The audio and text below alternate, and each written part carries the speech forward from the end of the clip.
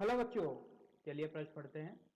किसी छत से लगे हुए पंखे को चलाने पर यह प्रथम 3 सेकंडों में 10 चक्कर लगाता है।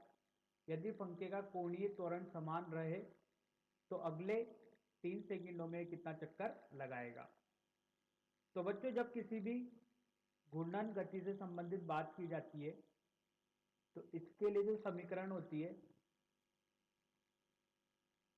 वो देखिए, समीकरण किस प्रकार से दी जाती है।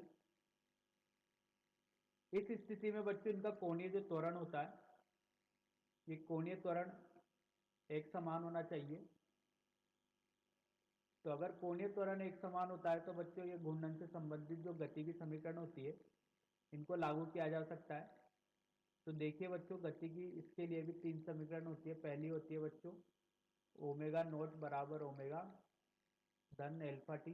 बच्चों ओमेगा नोट यहाँ पर प्रारंभिक, सॉरी बच्चों, ये ओमेगा बराबर, ये ओमेगा बच्चों यहाँ पर ये अंतिम वेग है, ओमेगा नोट प्रारंभिक कोणीय वेग है, अल्फा कोणीय त्वरण है। दूसरा बच्चों कोणीय विस्थापन थीटा बराबर दिया जाता है बच्चों ओमेगा नोट टी धन 1/2 एल्फा टी का वर्ग। इसी तरीके से बच्चों तीसरी समीकरण ओमेगा वर्ग बराबर ओमेगा नोट वर्ग धन 2 एल्फा थीटा से दिया जाता है। और बच्चों कोणीय विस्थापन थीटा बराबर एन चक्करों के लिए होता है बच्चों 2n पाई। तो आइए बच्चों इस मुख्य उदाहरण के लिए प्रश्न को हल करते हैं।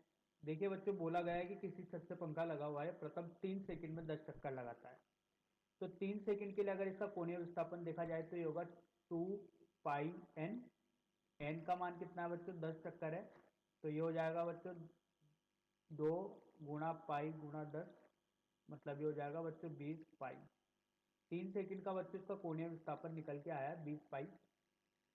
तो अगर बच्चों 3 सेकंड का कोणीय विस्थापन निकल के आ रहा है तो इसके लिए देखते हैं बच्चों कोणीय त्वरण कितना होगा, जो कि बच्चों बताया गया है एक समान है, लेकिन इसका मान कितना होगा ये निकालने के लिए बच्चों द्वितीय समीकरण का प्रयोग करते हैं ओमेगा नोट टी धन 1/2 एल्फा टी का वर्ग। तो बच्चों 3 सेकंड के लिए ये है 20 पाई। और बच्चों ये प्रारंभिक कोणीय वेग शून्य होगा क्योंकि कोई भी वस्तु विराम से चालू होती है। 0 धन 1/2 एल्फा टी का मान बच्चों 3 का वर्ग, एल्फा का मान निकल के आएगा बच्चों यहाँ से 40 पाई/9 रेडियन प्रति सेकंड वर्ग। अब देखिए, तो आगे के लिए बोला गया है कि यदि पंखे का कोणीय त्वरण समान रह रहा है तो अगले 3 सेकंड में, तो अगले 3 सेकंड के लिए बच्चों थीटा कितना हो गया? 6 सेकंड, मतलब कोणीय विस्थापन 6 सेकंड के लिए। तो 6 सेकंड के लिए बच्चों वापस समीकरण लगाते हैं omega naught T 1/2 alpha T का वर्ग। तो कोणीय विस्थापन 6 सेकंड के लिए बच्चों ये तो शून्य हो जाएगा। 1/2 एल्फा का मान निकाला बच्चों कितना? 40 पाई/9 गुणा 6 का वर्ग। तो ये हो जाएगा बच्चों टी बराबर 6 सेकंड। तो 6 का वर्ग बच्चों कितना हो गया? 36 हो गया। तो यहाँ से बच्चों कोणीय 6 विस्थापन 6 सेकंड के लिए निकल के आया बच्चों 80 पाई रेडियन। अब बच्चों देखिए 6 सेकंड का कोणीय विस्थापन आ गया है और इस स्थिति में बच्चों कोणीय त्वरण 40 पाई और 6 सेकंड का कोणीय विस्थापन 20 पाई है। तो देखिए ये यहाँ से कोणीय विस्थापन देखते हैं, तो कोणीय विस्थापन देखिए क्या होगा।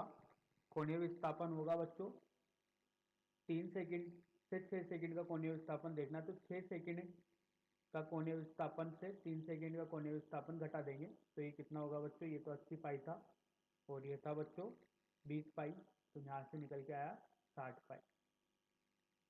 अब बच्चों चक्करों की संख्या पूछा है, तो देखिए चक्करों की संख्या होगी,